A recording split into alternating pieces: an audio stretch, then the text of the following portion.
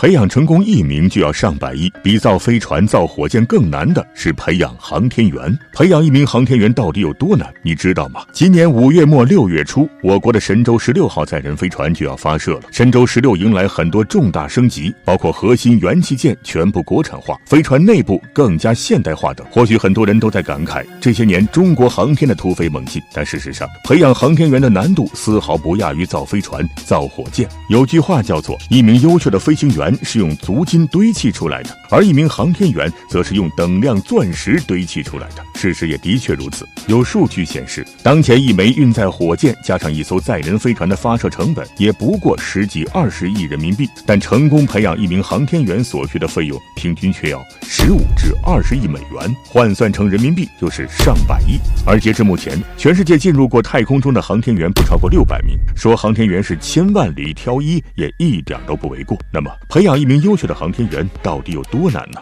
首先就是要满足很多硬性指标，比如必须是空军部队或者空军学院出身，飞行时间不能低于600小时。而事实上，我国目前的航天员安全飞行时间几乎都在1000小时以上。身高体重必须在一定范围内，不能太高也不能太低。最关键的是，身体不能有任何疾病。无论是起飞还是着陆，航天员的身体都要承受很大的过载，在太空中还要经受外太空的特殊环境。任何在地面上的细小身体问题，在太空中都有可能成为致命的缺陷。因此，超强的抗压能力、超高的心理素质和过人的身体素质是成为1名航天员的必备条件。紧接着，1名成功的航天员还必须要经受住一系列魔鬼训练，比如潜艇功能训练，航天员要坐在水平旋转的一把转椅上，转移移动的过程中，航天员还要根据指令进行前后或左右的头部运动。再比如超重耐力训练，航天员需要进入到臂长8米的载人离心机的吊舱中，随着离心机的运动加快，航天员要承受不同程度的过载，人在超重的状态下是会出现意识模糊、